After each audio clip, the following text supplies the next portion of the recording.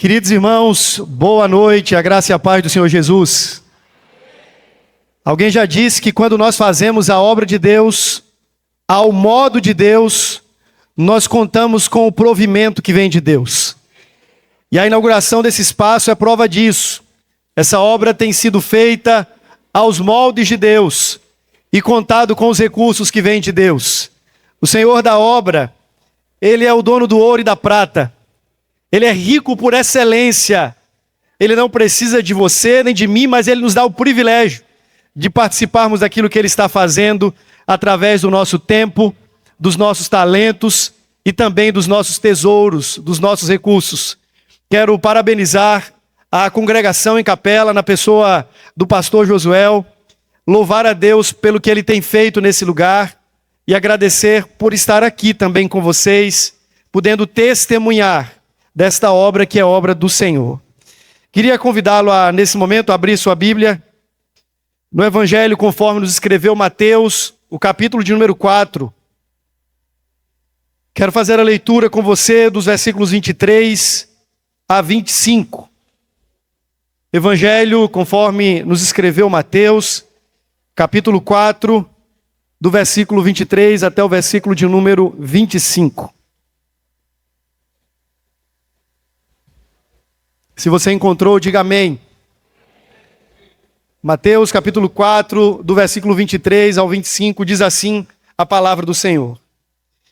E percorria Jesus toda a Galileia, ensinando nas sinagogas, pregando o evangelho do reino e curando toda sorte de doenças e enfermidades entre o povo.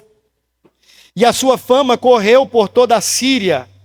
Trouxeram-lhe então todos os doentes, acometidos de várias enfermidades e tormentos, endemoniados, lunáticos e paralíticos, e ele os curou. E da Galileia, Decápolis, Jerusalém, Judeia e da além do Jordão, numerosas multidões o seguiam. Vamos ter mais uma palavra de oração. Se você puder, feche os seus olhos nesse momento, peça ao Senhor, Deus, fala conosco. Por intermédio da Tua palavra, que é fiel e verdadeira, digna de toda aceitação, peça para que o Senhor abra os nossos olhos espirituais, a fim de que possamos contemplar as maravilhas da Sua lei e o poder do Seu precioso Evangelho. Ó Deus, nós estamos diante da Tua palavra que foi lida, e nós suplicamos em nome de Jesus, que pela Tua graça e no poder do Espírito Santo, o Senhor fale conosco. Oramos, ó Deus, para que o Senhor faça ouvida a Tua voz, que o nosso coração se derreta, assim como os montes se derretem ao ouvirem a Tua voz, que derreta-se o nosso coração. Assim como os discípulos, ó Deus, a caminho de Emaús, disseram que o coração deles estava em chamas, que também arda o nosso coração nessa noite, à medida que ouvirmos a doce e poderosa voz do Espírito. Oramos, ó Deus, para que a Tua palavra se estabeleça em nosso coração e que nós possamos responder a ela com rendição, com submissão e com obediência, tudo isso para a glória do Teu nome. Nós oramos gratos, ó Deus, porque esse lugar é chamado casa de oração para todos os povos. Te damos graças, ó Deus, porque deste lugar o Senhor certamente falará a muitos. Oramos, ó Deus, porque neste lugar o Senhor também acolherá tantos, com a graça do cuidado, do amor e da transformação que provém do Evangelho. Nós oramos crentes que o Senhor é poderoso para fazer infinitamente mais de tudo quanto pedimos ou pensamos. Oramos no nome santo de Jesus. Amém e amém. Conta-se que um nobre, um homem muito rico, muito poderoso, saiu de sua casa ainda bem cedo à procura de alguém que pudesse lhe prestar um serviço a fim de consertar e reparar o teto da sua mansão. E ele sai em uma busca acurada, precisa, indo nos melhores profissionais daquela cidade, nas melhores lojas, até que ele encontra-se com um jovem rapaz. E quando descreve a sua necessidade, aquele jovem disse assim com muita prontidão: pode deixar, eu irei na sua casa em tal hora, conta comigo e eu resolvo o teu problema. Aquele homem levou o jovem para sua casa, mostrou a necessidade, apontou o problema e também saiu para cuidar dos seus afazeres, deixando aquele moço ali. Ao final do dia, quando ele retornava para ter um feedback do trabalho, de longe ele se assustou com o que viu. A fachada daquela mansão, daquela casa, havia sido reformada e ele estava meio que em estado de choque, sem saber se aquela casa era sua ou não. Ao passo em que ele se aproximava, abrindo a porta e dando os primeiros passos, ele olhou e viu também que o interior da sua casa já não era mais o mesmo. Algumas paredes haviam sido pintadas, inclusive com cores diferentes. A mobília havia sido reposicionada. Os móveis bem lustrados brilhavam cintilantemente dentro daquele recinto. E aquele homem vai ficando ao mesmo tempo maravilhado e apavorado. Ao que ele se lembra de olhar para o teto da casa. Afinal de contas, fora para isso que ele contratara aquele jovem rapaz. E a expectativa se misturou ali com todo aquele sentimento de maravilhamento. E ele levantou os olhos levemente, tranquilamente, à medida que ele suspendia a sua visão, ele teve um choque. E para surpresa sua, o teto da casa estava tão depredado quanto antes. Nada havia sido feito. E o jovem rapaz, esperando altos elogios, tem que contar agora com a censura e com a reprovação daquele nobre, que fitando os olhos no moço, lhe diz: eu te chamei para fazer uma coisa apenas. Entreguei a você uma só tarefa. Muitas coisas fizestes, mas uma coisa só te fora pedida e você não fez. Aquele rapaz sai dali decepcionado consigo mesmo, e o nobre senhor tem que também deixar a sua casa, porque o teto estava a ponto de despencar. Essa história me lembra a realidade da missão da igreja. Eu tenho a impressão, e talvez seja uma impressão apenas minha, particular, de que nós fazemos muita coisa que nós não fomos chamados para fazer. As nossas agendas estão sempre superlotadas enquanto igreja. Nós temos um calendário abarrotado de atividades. E tudo isso em nome de Cristo, por amor a Cristo. Afinal de contas, nós servimos a alguém que é muito mais nobre do que os nobres dessa terra. Mas talvez, enquanto nos embaraçamos com essa prateleira de atividades, com essa vitrine de tantos serviços, nós talvez tenhamos ou estejamos perdendo a essencialidade da missão. Aquilo que deveria ser para nós algo de valor primeiro, nós talvez estejamos perdendo em troca de muitas coisas que são legítimas, que são boas, que agregam, mas que não são de forma nuclear a missão da igreja. Lendo esse texto, nós encontramos aqui um tripé do ministério de Jesus.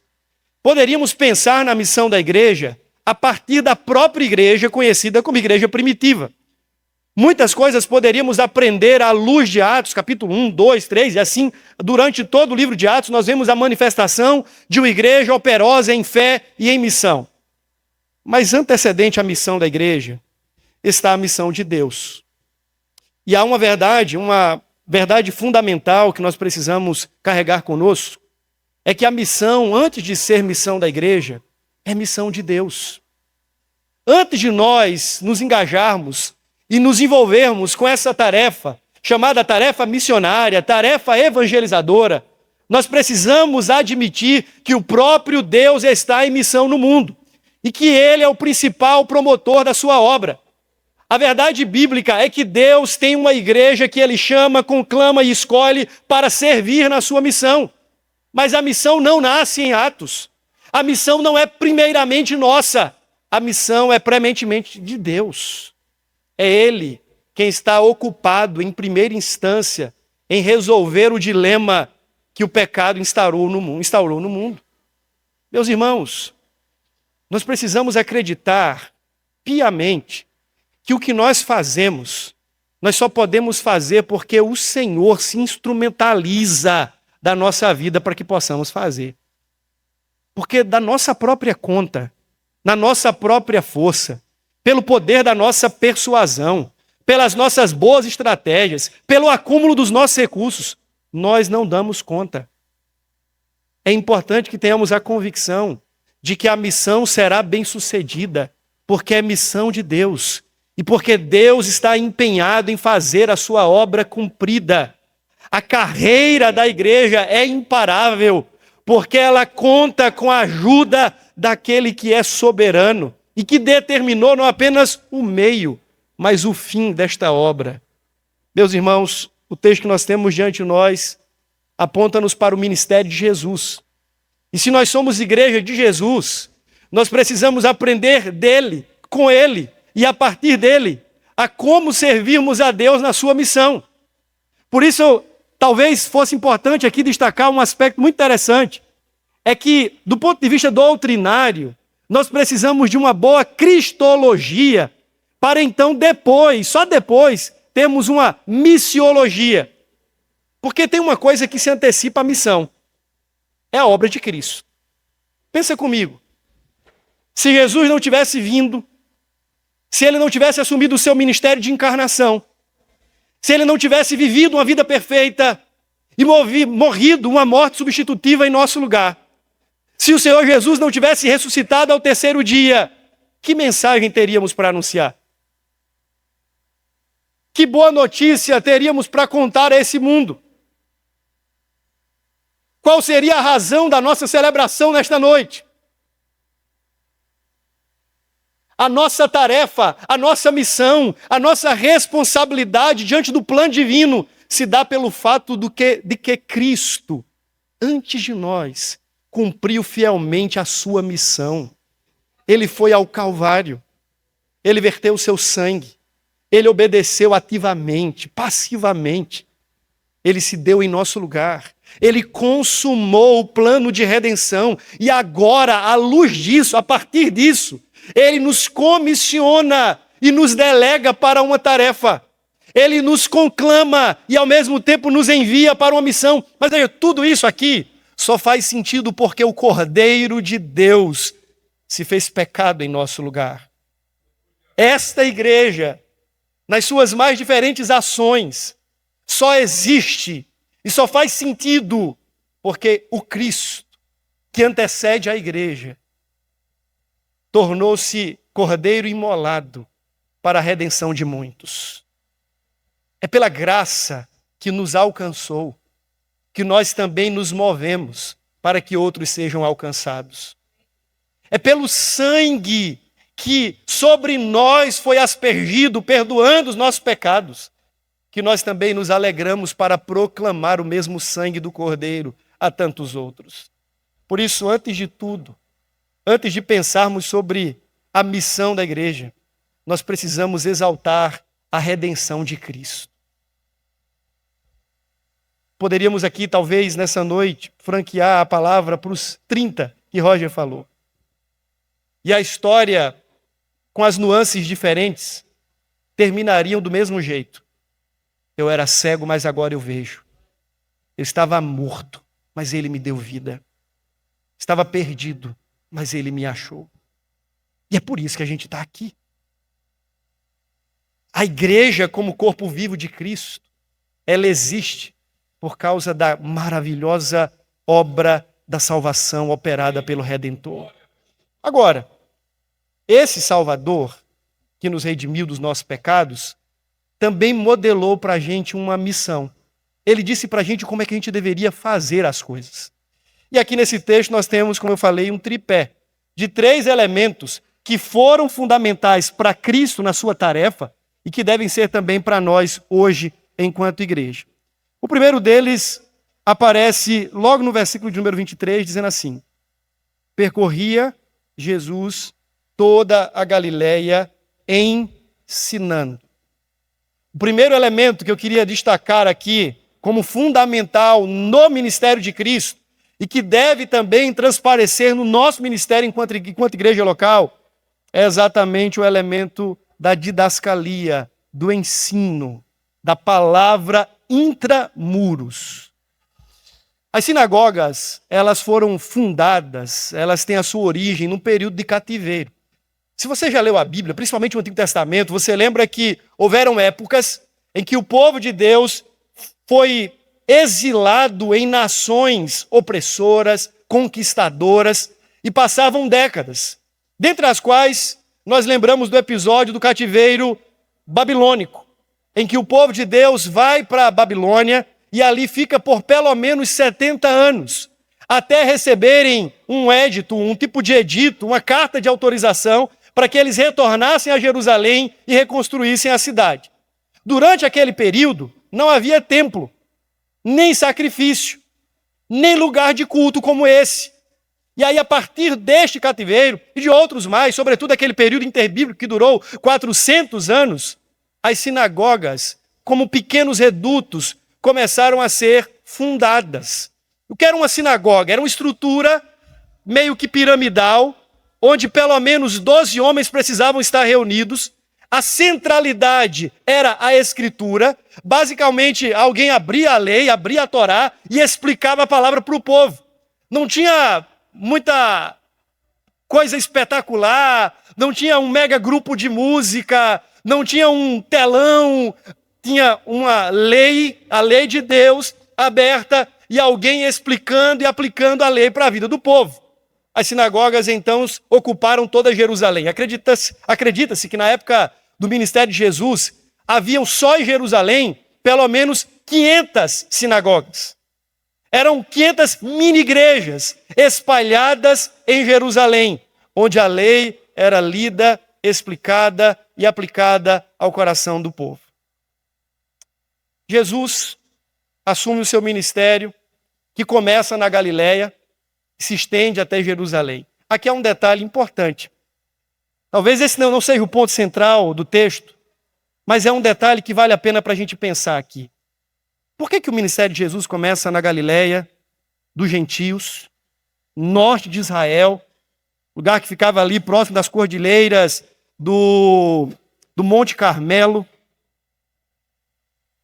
Por que Jesus começa o ministério na Galileia e não em Jerusalém? Já parou para pensar nisso? Jerusalém era o lugar da religião monumental. Jerusalém era o centro global, vamos assim pensar, da espiritualidade judaica. Era o lugar da pompa, do grande templo que fora reformado por Herodes. Jerusalém era o lugar dos sacerdotes, dos rabinos, das figuras importantes e imponentes. Jerusalém era lugar dos grandes sacrifícios, da política religiosa. Só que Jesus vai para a Galileia. A Galileia, você lembra, ficava ao norte de Israel, e ao norte de Israel estava a famosa segunda capital do estado, que era Samaria, onde quando o povo retorna, já encontra gente ali miscigenada, gente de todas as outras etnias, sírio-fenícios, pessoas que estavam no entorno ali de toda a Judéia, começavam a ir para Galiléia e encontrar vida ali. Para um judeu piedoso, olhar para um galileu era tratá-lo como alguém imundo do ponto de vista espiritual. E onde é que Jesus começa o seu ministério? Na Galiléia. Onde é que Jesus passou a maior parte do seu ministério? Na Galiléia. Nazaré, inclusive, ficava na Galiléia. Tiberíades, na Galiléia. As 10 cidades da Decápolis ficavam no entorno da Galiléia. É ali onde Jesus executa boa parte do seu ministério. Pensando sobre isso, antes de falar sobre o ensino em si, fico pensando onde nós estamos enquanto igreja. E aqui, sendo muito franco, é muito mais confortável estar em Jerusalém. É muito mais confortável nos reunirmos a cada semana para os nossos encontros de oração, os cultos dominicais. É a nossa Jerusalém. É onde a gente canta os louvores que a gente gosta. A gente anda com a Bíblia debaixo do braço e recita os versículos bíblicos que nós já temos memorizados. Jerusalém é o lugar em que a gente usa os nossos ternos. em que a gente assenta na cadeira do meio e que recebe a ovação dos homens. Jerusalém é o lugar em que a gente negocia com Deus. Afinal de contas, a espiritualidade de Jerusalém permitia uma religião de mercado. Jerusalém é aquele lugar, até então, pacífico para qualquer judeu que queira viver uma vida mais ou menos achando que está vivendo para Deus. A Galileia não. Galileia é o lugar em que você vai encontrar as prostitutas da época. Galileia é o lugar de miscigenação total, de diferentes culturas, diferentes raças, diferentes grupos. Galileia é o lugar em que os excluídos vivem. É para lá onde eles mudam. Galileia é a terra dos imigrantes. Galileia é o espaço dos desprestigiados. Galileia é o ambiente daqueles que estão escondidos no anonimato, cuja religião é opaca. Galileia é escória. Galileia é uma viela, é qualquer canto, é qualquer lugar. Mas é ali que Jesus está. A pergunta que nós precisamos nos fazer enquanto igreja é onde nós estamos, ou onde nós queremos estar. E nós precisamos orar ao Senhor para que Ele nos livre do risco de nos enclausurarmos na nossa Jerusalém.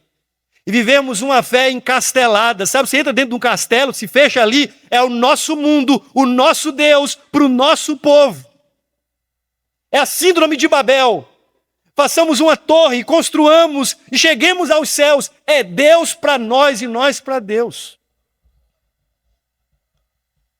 Mas Jesus não estava primeiramente em Jerusalém, Jesus estava na Galileia. Essa igreja precisa estar na Galileia. Nas ruas, nos becos, nas vielas, com os desprovidos de prestígio, com os desprivilegiados,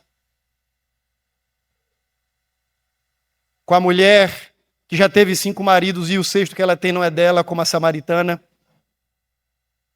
Essa igreja precisa lidar com os mais ricos e com os mais pobres.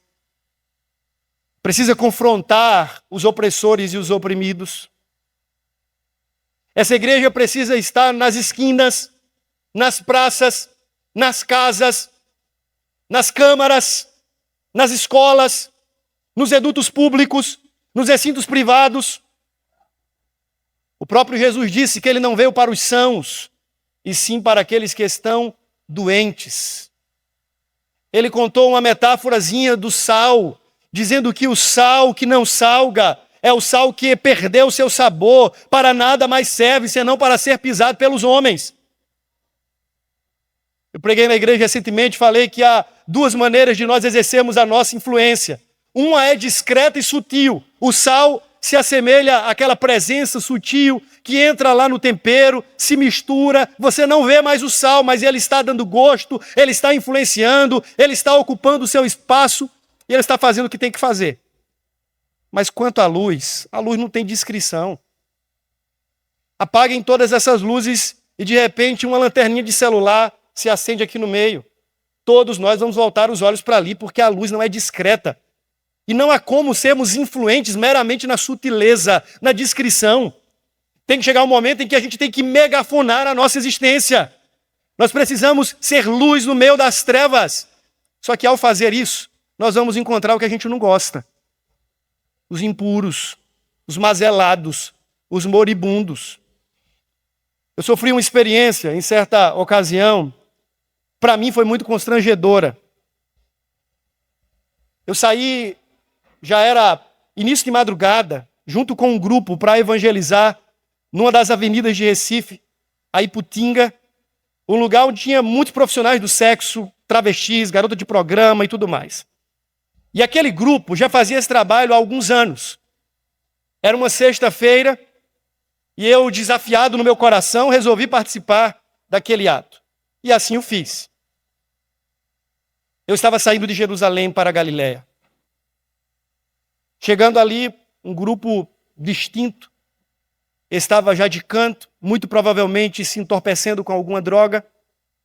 Eles precisam de droga para passar a noite, cocaína, outros entorpecentes. Daqui a pouco uma pessoa começa a se aproximar, talvez ali com seu 1,90 m, era um travesti. hoje já está morto. O nome fantasia era Tieta. Aquele travesti vai se aproximando e já conhecia o grupo, e abraça um, e aperta na mão do outro, e vai chegando. E aí no meu coração eu já estava querendo fugir dali. Dizendo, vai chegar a minha hora em que eu vou ter que abraçar esse travesti. E era tudo o que eu não queria, porque Jerusalém para mim era mais confortável. E chegou a minha vez. Eu todo sem jeito, matuto do interior, aquele camarada maior do que eu, todo montado de mulher, me dá um abraço e eu meio que por constrangimento encosto nele e dou um abraço meio que de canto assim. E naquela hora o Espírito de Deus falou no meu coração algo que eu também não queria ouvir. Fui constrangido pela voz do Senhor que dizia no meu coração, mas muito profundamente, quem precisava desse abraço era você. Era eu quem estava em Jerusalém, que não enxergava ninguém da Galileia, porque Jerusalém é confortável para mim. Jerusalém é o lugar em que as minhas vulnerabilidades podem ser escondidas debaixo do tapete da religiosidade. Jerusalém é o lugar em que eu não preciso me expor, porque são todos iguais a mim, pensam iguais a mim, vestem as mesmas roupas que eu, usam o mesmo evangeliquez que eu. Ali é Jerusalém, e é muito bom estar em Jerusalém. Vocês vão gostar de estar em Jerusalém, olha esse espaço maravilhoso. Jesus disse, fiquem em Jerusalém até que vocês sejam revestidos de poder. E depois saiam de Jerusalém, vão para a Judéia, e então Samaria, e cheguem aos confins da terra. Porque o chamado da igreja não é um chamado ao confinamento. O chamado da igreja é um chamado ao movimento. O texto começa dizendo assim, percorria Jesus, andava.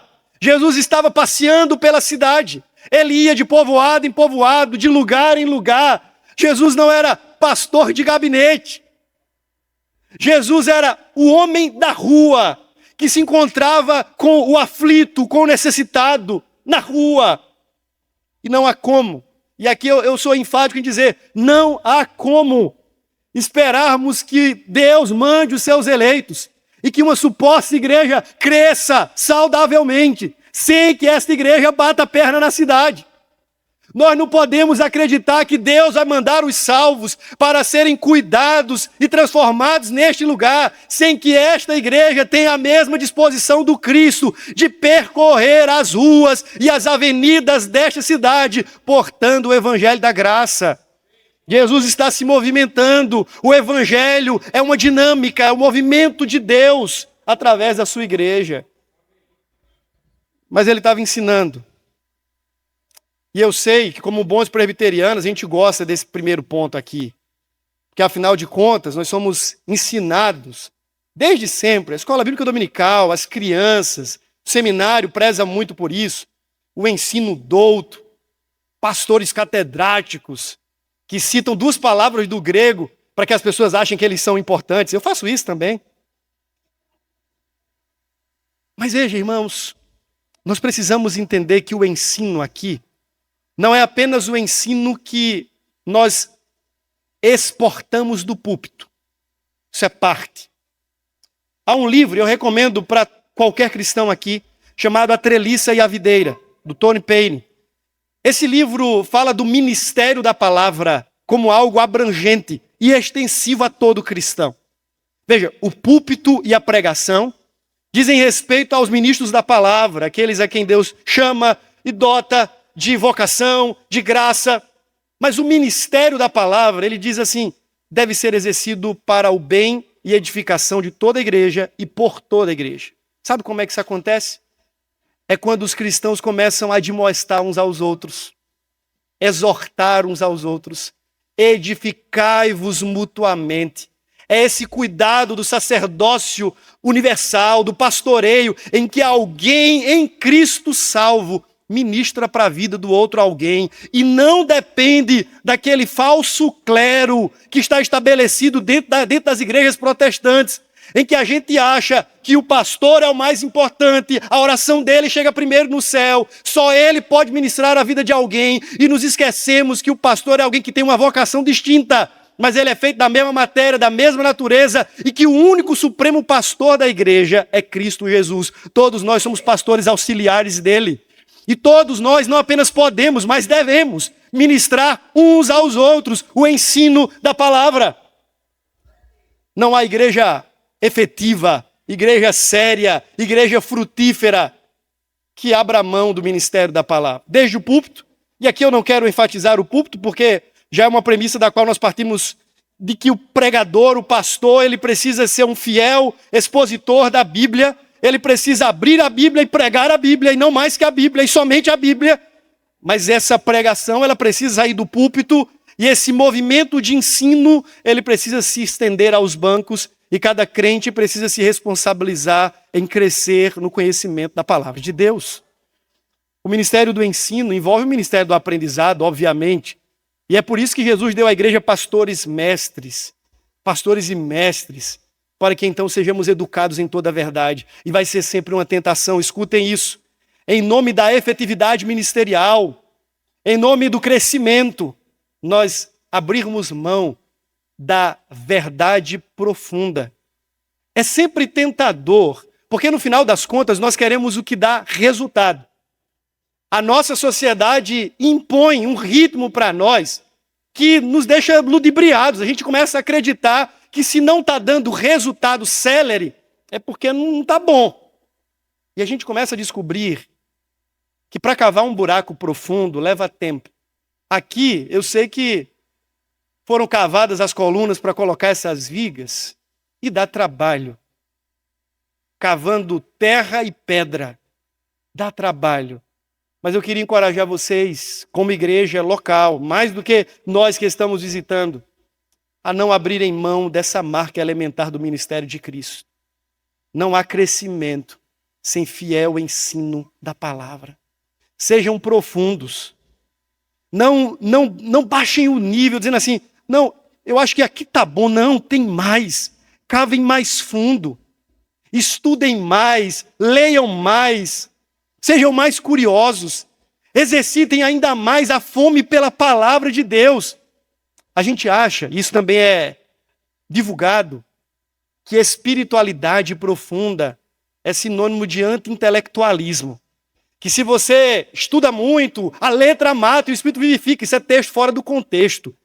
John Stott, um pregador inglês, disse que a primeira coisa que o Espírito Santo fez ao capacitar a igreja, lá naquele episódio de Jerusalém, Atos capítulo 2, foi montar uma escola em Jerusalém. Porque a partir dali, diz que os crentes estavam aos pés dos apóstolos para estudarem a doutrina, para aprenderem a palavra, perseveravam eles na oração e na doutrina dos apóstolos. Veja, o Espírito Santo está conduzindo a igreja ao ministério da palavra. O apóstolo Paulo, Efésios capítulo 5, diz que nós devemos nos encher do Espírito. E aí depois ele vem com um monte de particípios dizendo como é e como vivem aqueles que são cheios. Em Colossenses 3, ele fala basicamente a mesma coisa, mas ele altera um fator. Ao invés de dizer enchei-vos do Espírito, ele diz habite ricamente em vós a palavra.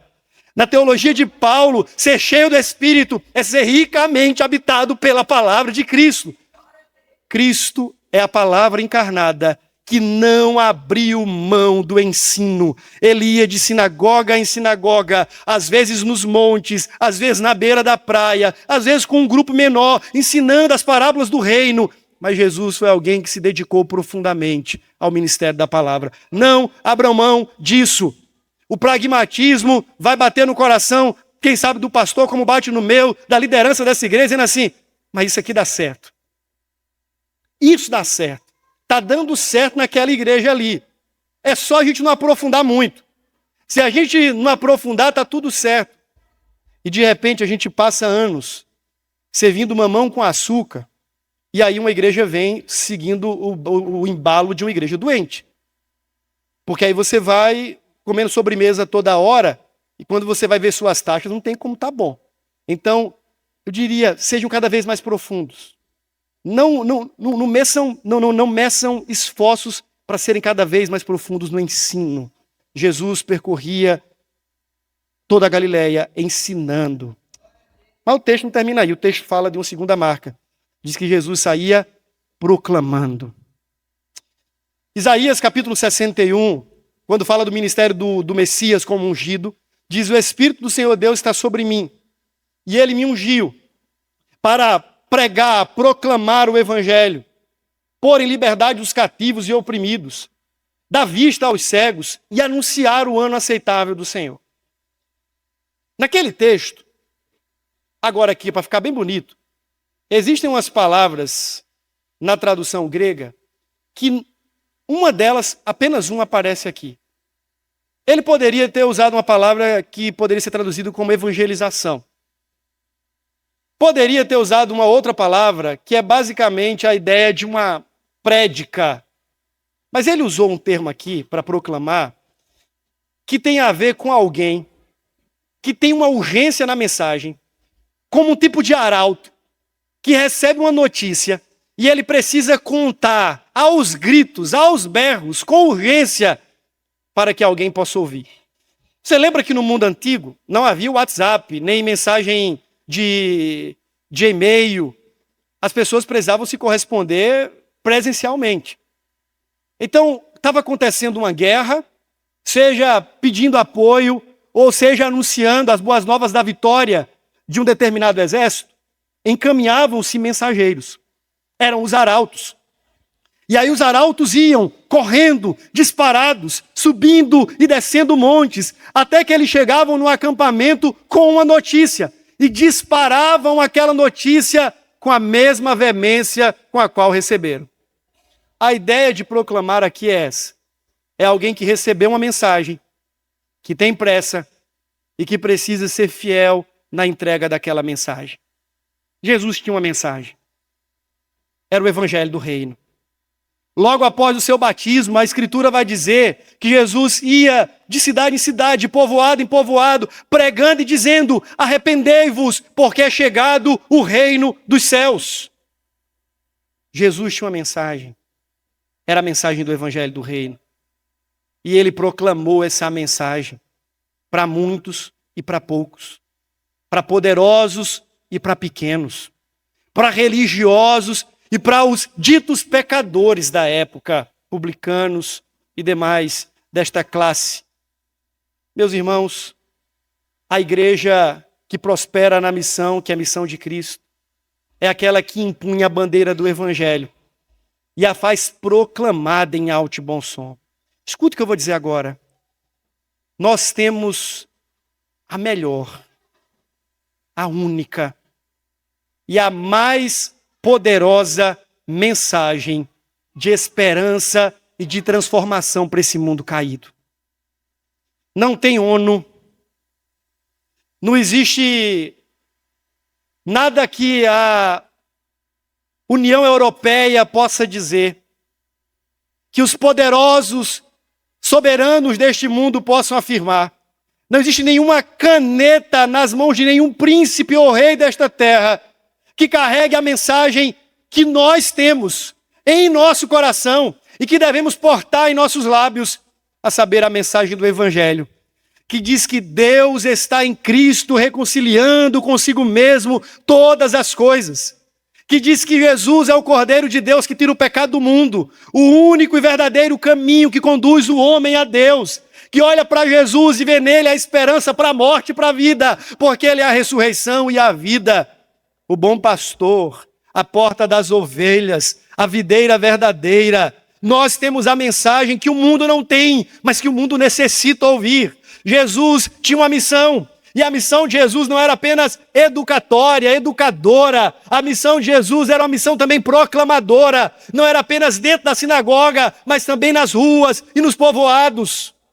Nós também temos essa mesma mensagem, a mensagem do Evangelho, meu irmão. E nós não podemos nos silenciar. E não há absolutamente nada neste mundo que possa cercear o direito e a autoridade da igreja de proclamar o Evangelho. Mesmo diante de prisões, mesmo diante de açoites, mesmo diante das feras, a igreja continuou na sua marcha proclamadora, anunciando Cristo, e fará até aquele dia em que então o Cristo volte para buscar esse povo. Mas, irmãos, nós não podemos acreditar que essa igreja prosperará na sua missão sem que o Evangelho esteja na ponta da língua dos seus membros. há uma ideia de que essa é a tarefa também de profissionais. Então, alguém que faz um curso específico, que segue uma carreira missionária específica, ou que é um pastor bem letrado, esses devem pregar o evangelho. Quanto a mim, sou apenas um membro de igreja, eu não sei falar, e eu sou tímido, eu não tenho a personalidade adequada, ou então eu tenho receio de não saber responder às perguntas que me fizerem, ou então eu tenho vergonha de que alguém que me conhece bem revele os meus pecados diante da minha face, por isso, diante de uma covardia espiritual, eu não quero pregar, seja lá como for, nós estamos o tempo todo dizendo não é para mim. Mas quando nós olhamos para o evangelho, nós descobrimos que Cristo comissiona toda a sua igreja a ir ao mundo, portando o evangelho da paz, pregando o evangelho que é o poder de Deus para a salvação de todo aquele que crê. Que nessa cidade, essa igreja continue sendo um arauto, uma portadora desta notícia, que não existe absolutamente nada que furte de vocês a prioridade nesta tarefa, a tarefa da evangelização. O pastor Ronaldo Lidório costuma dizer, e aqui é uma palavra muito mais de encorajamento, o pastor Ronaldo costuma dizer que quando a gente está plantando igreja, a gente costuma ser abundante na evangelização. É porta em porta, é casa em casa, é trabalho na avenida, é trabalho nas praças, mas depois, pastor, a igreja chega lá com 70, 80, 100 membros, já paga as côngoras do pastor, já paga as suas próprias despesas, e aí, sutilmente, a gente diz assim, agora é manter. E a gente vai ali, meio que lubrificando aquela engrenagem, aí 1 ano, 2, 10. Quantos membros tem? 70. 10 anos depois, quantos membros tem? 70. Mas como assim? Não cresceu? Chegou ninguém? Chegou, mas morreu também um bocado. Então, a igreja vira aquele negócio assim, de flutuação. Morrem 10, chegam mais 10. Aí depois se aposentam mais 5 que Deus promove para a glória, chegam mais 5, nascem 5 crianças. Aí diz assim, não, mas está tudo certo. Estamos pagando nossas contas em dias, a turma está fiel na igreja, mas não tem crescimento. E a gente não pode ser pragmático, afinal de contas, a igreja, a gente não pode ficar pensando, vai crescer, vai... Irmãos, qualquer criança dessa aqui, tem aqui, ó, está dormindo. Se essa criança aqui for bem nutrida, se nós como pais fizermos o nosso papel de alimentá-la, treiná-la, equipá-la, colocar para dormir e fazer tudo aquilo que você já sabe, o que se espera de uma criança? Ela cresça. De uma árvore, de uma planta ou qualquer coisa. A pergunta que a gente tem que fazer não é o que é que a gente tem que fazer para a igreja crescer. Não. Essa pergunta não nos cabe porque primeiro o crescimento da igreja não vem de nós. A pergunta que nós precisamos fazer é o que não temos feito, o que deveríamos estar fazendo para que a igreja naturalmente cresça, ou o que é que nós estamos fazendo de forma errada, que está obstruindo o crescimento que deveria ser orgânico da igreja. Porque eu não acredito que se uma igreja é bíblica, fiel, santa, proclamadora do evangelho, saudável das portas para dentro, que Deus, por sua graça, não a vá acrescentando o número dos salvos. E não é pragmatismo. É crer que Deus é fiel à sua palavra. Que Deus tem um povo eleito que Ele chama para o louvor da sua glória. Aí eu fico na minha cabeça com as coisas que eu não tenho resposta. Chega num determinado lugar e diz assim, olha, pastor, o trabalho aqui é difícil, a gente está há 78 anos tentando isso aqui, não vai, porque o povo é difícil. Aí você vai na esquina, tem uma outra denominação. E aqui não precisa ser qualquer uma que vier na sua cabeça, minimamente séria. Aí naquela denominação, tem um bando de crente que se reúne, a igreja continua crescendo, eles continuam plantando congregação, mas a gente está no argumento de que nós somos uma igreja saudável, e que nós somos uma igreja bíblica, e que não crescemos, porque Deus não tem os seus eleitos nessa cidade. Aí eu fico perguntando, Deus só tem eleito que manda para a Batista, a Assembleia de Deus, e que são todas igrejas sérias, vamos aqui dizer, mas por que Deus não tem eleito que manda para a igreja presbiteriana? Que argumento é esse? Que ideia é essa? Será que nós não estamos revelando incompetência na tarefa da evangelização, que foi a chama dos nossos primeiros pais? A igreja presbiteriana, ela nasceu debaixo de duras penas de homens, à custa das vidas, do sangue de homens que deixaram nações, suas terras, para pregar o evangelho, para que nós estivéssemos aqui nessa noite. Mas isso tem se perdido. A proclamação é uma tarefa inegociável de qualquer igreja, de qualquer cristão que deseje ser fiel diante do seu Senhor. Como eu queria, irmãos, ser mais intencional, ser mais fiel. Sexta-feira, quinta-feira, estava no avião voltando, a gente ia passar cerca de 2h30, 3 horas com uma pessoa. E eu queria literalmente não fazer nada. Estava cansado, o voo atrasou, 3 horas de atraso, já ia entrar para a madrugada. Chega um camarada bêbado. Ele disse, enchi a cara de cerveja porque estava atrasando demais. E ele estava bêbado vindo da Petrobras, estava embarcado há 60 dias no navio. Queria só voltar para casa, não aguentava mais, encheu a cara de cerveja no aeroporto. E aquele camarada já chega falante, né? Todo bêbado é falante, falando. E aí eu disse, rapaz, era tudo que eu não queria, né? E a Nanda já do lado começou a rir. Porque a primeira coisa que eu disse assim, aí ele conversou qualquer coisa lá, e eu falei assim, mas como é que tá, sei lá, como é que tá a sua vida, o senhor tem paz, alguma coisa assim. Ele disse, para mim a vida é a morte e a morte é a vida. Eu falei, essa conversa vai ser maravilhosa essa noite. E aí eu disse assim, só pode ser uma oportunidade de Deus para eu pregar o evangelho para esse camarada. E aí passei, acho que talvez mais de 1 hora e tanto, falando do evangelho, e ele falando da mãe natureza. E ele falando dos cachorros dele, e eu disse, Senhor amado. Mas quando eu saí dali, eu saí com meu coração regozijado em saber o seguinte, eu poderia ter passado 2h30 ao lado daquele camarada, descer no aeroporto, nunca mais vê-lo, e não ter aproveitado a oportunidade de dizer para ele que há alguém muito superior à natureza, que é o próprio Criador de todas as coisas. Meus irmãos, empunhem o evangelho da paz. Calcem os pés com o evangelho da paz. Vistam-se desse evangelho e sejam uma igreja proclamadora para essa cidade. Do pároco dessa cidade ao terreiro, que se ouça que Jesus é o Senhor para a glória de Deus Pai. E que se ouça através desta igreja, para a glória de Deus e para o louvor do seu nome. Quero encerrar dizendo que há uma terceira e última marca, que no texto diz assim, e Jesus curava a todos, toda sorte de doenças e enfermidades entre o povo. A palavra que aparece aqui dá origem ao nosso termo terapia, ou terapeuta. A ideia é que Jesus ele estava não apenas oralizando o evangelho do reino, mas demonstrando esse evangelho. Um evangelho que é proclamado e ao mesmo tempo sinalizado.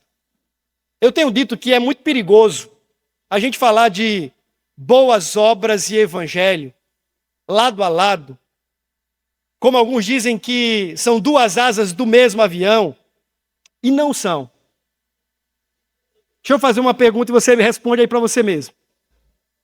Se alguém ouviu o evangelho, for alcançado pela graça de Cristo, mas a vida dele, do ponto de vista financeiro, não mudar, ele vai para o céu ou não vai? Acabou de ouvir o evangelho, creu no evangelho, mas continuou pobre. Se ele morrer em Cristo, ele vai para o céu ou não vai? Vai pobre aqui na terra, mas é enriquecido lá no céu, não é isso? Agora pensa o contrário. Se a gente construir as melhores escolas dessa cidade, 5 hospitais, 250 creches, uma para cada menino, e aí a gente educar esse povo todo, cuidar da saúde de todo mundo, tornar a vida mais digna e o povo com a condição social mais abastada. Mas se eles não tiverem Cristo, a pergunta é, a mudança de ordem social muda o status espiritual dele? Não. Então, não são 2 asas iguais de um mesmo avião.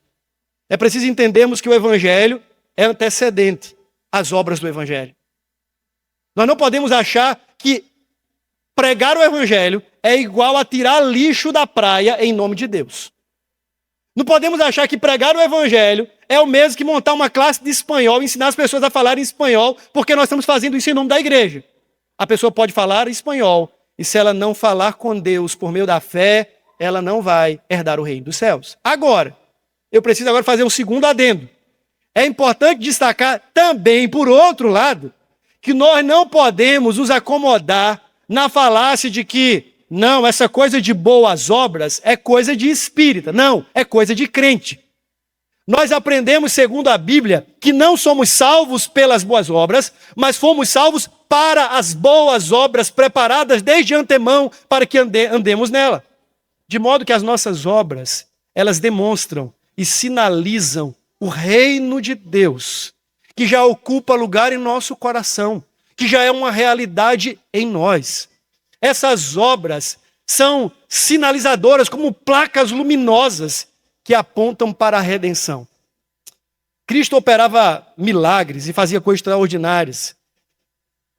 Naquela época, mortos ressuscitaram, enfermos foram curados, pessoas com transtornos psíquicos foram sanadas e libertadas profundamente. Jesus curava a todos, não importando se era físico, não importando se era emocional, se era psicológico. O texto usa duas palavras para doenças e enfermidades. Alguns dizem que são palavras sinônimas, outros dizem que, na verdade, eles estão falando de doenças físicas e doenças emocionais. Há um outro grupo que diz que são doenças catalogáveis e outras não catalogáveis, doenças que eles reconheciam e outros que não reconheciam. Seja lá como for, o texto diz que o Jesus que curava era o mesmo. E ele estava ali, exercendo compaixão. Essa igreja precisa ser um lugar de terapia. Escute agora essa palavra, não no sentido contemporâneo. A palavra agora grega, que é terapeuo, tem que ser um lugar de cura. A ideia de terapia aqui no texto não é terapia apenas para você se sentir melhor. É um lugar de cura, onde os leprosos espirituais ou físicos entram e são curados. Onde os opressos e oprimidos entram e são libertos. Onde coxos, mancos, chegam aqui trazendo todas as suas mazelas e se encontram com o Cristo vivo, que a todos cura pelo poder da sua graça. Essa cura nem sempre será física, mas sempre será libertadora. O encontro com Cristo, escute isso. Você que está aqui dizendo assim, eu fui chamado, convidado para estar aqui essa noite. O encontro com Cristo nem sempre vai trazer resultados físicos imediatos.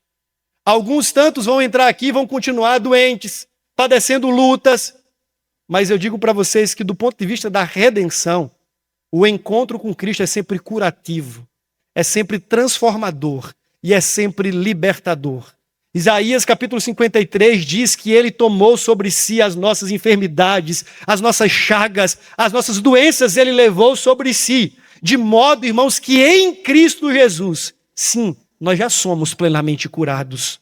A redenção em Cristo nos faz plenamente sãos diante de Deus.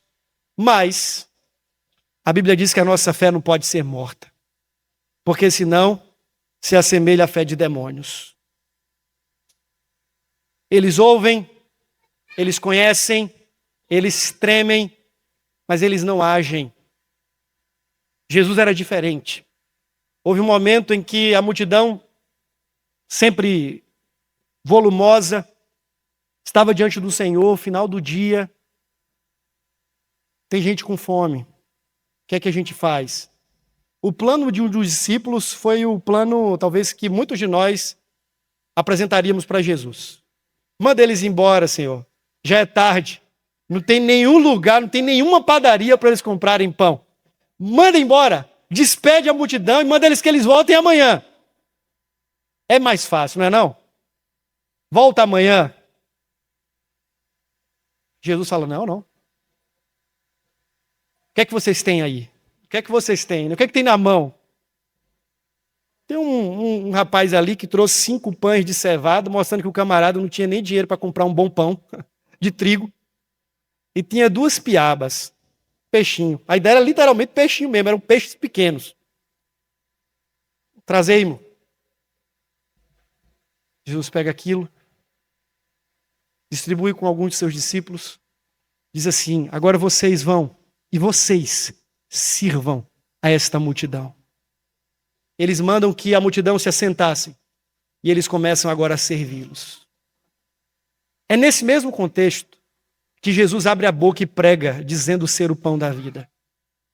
Mas o que eu quero que você entenda é que há pessoas aqui no nosso meio e nessa cidade que, para além de ouvirem o Evangelho, precisam ver o Evangelho. Nós reformados costumamos falar muito sobre a voz de Deus. Vamos abrir a Bíblia e vamos ouvir a voz de Deus. E parece que as pessoas deste mundo só precisam ouvir. Mas quando a Bíblia fala da igreja como corpo, eu não li nenhum texto de Paulo dizendo que a igreja é uma boca. Que a igreja é um corpo. Por que as pessoas que ouvem a boca falando não veem as mãos agindo? Por que a gente consegue ser boca, mas a gente não consegue ser mãos, ser pés, ser braços que acolhem? A gente vive num mundo quebrado, irmãos. E vai chegar gente aqui, já tem chegado, o pastor Josué já me contou algumas dessas histórias.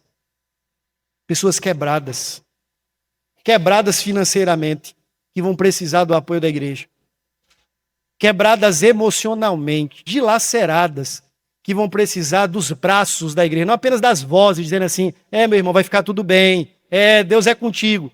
Vão precisar de alguém que sente, chore, abrace e diga assim, não sei se vai ficar tudo bem aqui, mas eu quero chorar com você. Posso? Posso chorar? Acabou. Vão entrar famílias aqui destroçadas. E vão precisar não de uma teologia sobre o casamento, mas de pessoas que se assentem, lamentem, orem e sirvam. Vão entrar pessoas aqui sem ter o que comer no dia seguinte. E elas não esperam que essa igreja bata nas costas dizendo assim, vá em paz e que Deus te abençoe. Jesus disse, eu estive preso, vocês não foram me visitar. Estive com frio e vocês não me vestiram. Tive fome, vocês não me deram de comer. E então perguntou-se, mas Jesus, quando foi que o Senhor passou por tantas necessidades, nós não vimos isso? Conta-nos. Quando vocês deixaram de fazer a um desses meus pequeninos. A fé cristã é uma fé em ação. É uma fé que se objetifica. Porque nós não estamos pensando apenas na alma humana. Estamos pensando no indivíduo humano que foi criado à imagem e semelhança de Deus. A igreja não serve apenas como um grande açougue de corações. Deus quer o seu coração, Deus quer a sua alma, Deus quer você por inteiro.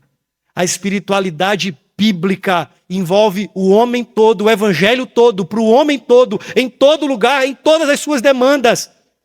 E a igreja precisa então servir de boca, de mãos, de braços, de pés, como corpo de Cristo, demonstrando o evangelho do reino nessa cidade, até que Cristo venha.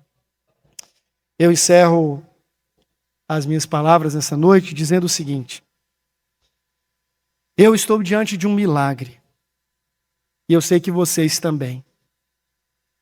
E eu estou diante de um Deus, e você também, que nos dá expectativas ainda maiores. Ainda maiores.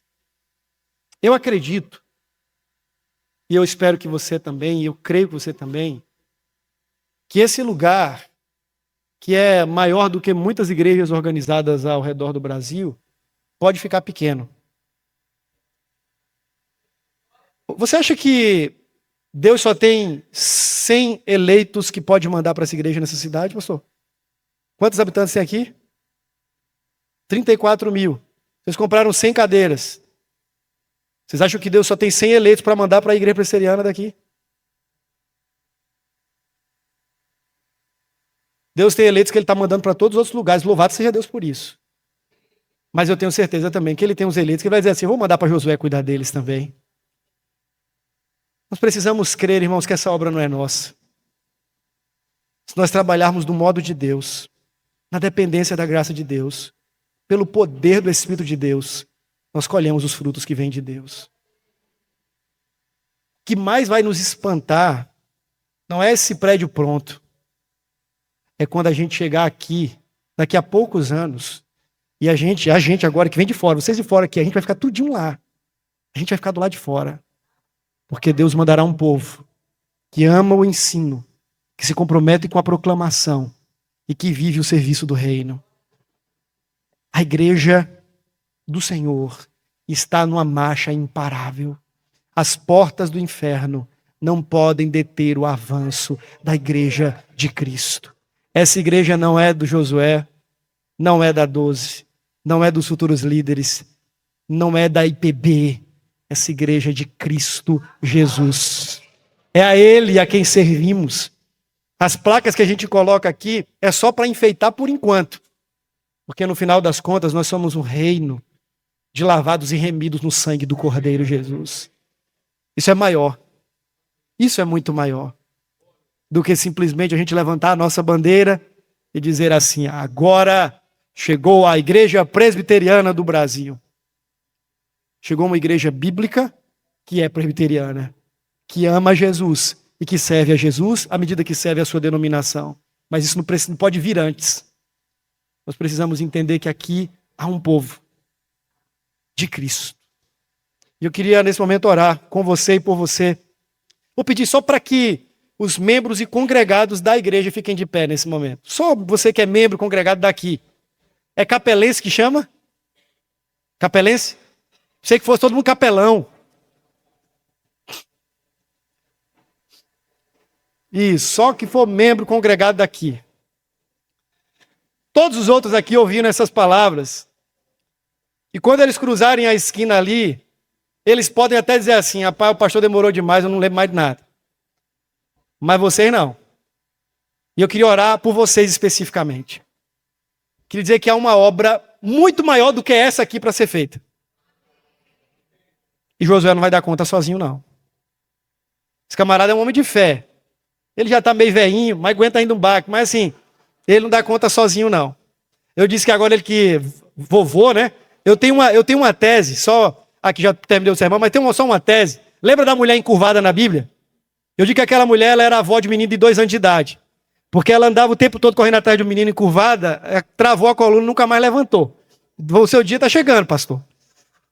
Mas eu queria orar por vocês que são daqui de Capela e dizer assim: há uma tarefa que pesa sobre os ombros de vocês. E há um privilégio que está sendo dado a vocês. Vocês estão fazendo parte de uma história que o próprio Deus estabeleceu para essa cidade. Então, em nome de Jesus, arregassem as mangas, levantem as calças, trabalhem, sejam profundos, sejam intensos para a glória de Deus. Vamos orar, eu queria orar por vocês especificamente. Senhor, há um povo a quem o Senhor chamou nessa cidade. É povo teu. Eles foram salvos pela graça. Estão vivendo pelo poder do Evangelho. E nós pedimos em nome de Jesus, que o Senhor possa, ó Deus, assim como o Senhor fez no passado, surpreender esta igreja, agindo com poder e graça, através da vida de cada um desses irmãos. Oramos em nome de Jesus, para que o Senhor dê força àquele que está se sentindo cansado, abatido, desanimado.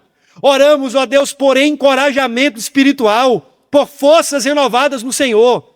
Oramos em nome de Jesus para que o Senhor coloque a palavra certa nos lábios deles. Oramos para que o Senhor dê destemor frente aos desafios. Oramos, ó Deus, para que toda resistência de Satanás, toda resistência dos homens, venha por terra no nome de Jesus. Nós cremos e pregamos o Cristo que venceu. Oh Deus, nós acreditamos que o Senhor ainda tem muito povo nessa cidade. Oh Senhor, faça com que esta igreja encontre o endereço dessas pessoas. Oro para que essas pessoas encontrem o endereço dessa igreja. Oro a Deus para que o testemunho deste povo nessa cidade seja transformador. Oro para que essa igreja cresça no conhecimento do Senhor, cresça na proclamação, cresça também no amor, na compaixão, no serviço. Oro em nome de Jesus, para que o Senhor, Pai, assim como o Senhor fez lá em Ezequiel, no meio daquele vale de ossos, que o Senhor sopre dos 4 cantos dessa cidade um povo para conhecer a Jesus, amar a Jesus e adorar a Jesus. Oramos, ó Deus, para que essas paredes se transformem de fato numa igreja de um povo que ama ao Senhor e glorifica o teu nome. Oh Deus, nós pedimos em nome de Jesus que esses bancos sejam ocupados por aqueles que ouvirão o Evangelho e por eles serão transformados. Oramos pelo crescimento espiritual, oramos pelo crescimento numérico, oramos, ó Deus, pelo avanço do reino, oramos pela prosperidade da tua palavra, oramos em nome de Jesus, para que o Senhor dê o coração de um povo nesta cidade, que toda a resistência, ó Deus, está montada há anos, que seja quebrada à medida que a igreja avança, empunhando o evangelho de Cristo e a espada do Espírito. Oro de forma muito especial pela vida do pastor Josué, pelos líderes que o Senhor tem levantado aqui, auxiliando o teu servo. Oh Deus, nós louvamos ao Senhor pela vida dele, pelo esmero, pela dedicação, pelo compromisso. Louvamos ao Senhor, ó Deus, porque o Senhor conhece o coração do teu servo. E nós pedimos, ó Deus, em nome de Jesus, que o Senhor possa fortalecê-lo na sua saúde física, sua saúde emocional, abençoando a sua família, abençoando, ó Deus, os seus filhos, o neto, a netinha que esteja vindo aí, sua esposa, as noras. Oramos, ó Deus, para que eles possam viver o melhor do Senhor nessa cidade. Oramos, ó Deus, em nome de Jesus, para que o pastor Josué veja frutos de uma semeadura de anos, florescendo para o louvor do teu nome. E que o Senhor dê a ele o privilégio também de ser um ceifador nesse lugar, ceifando esses frutos e alegrando-se no Senhor.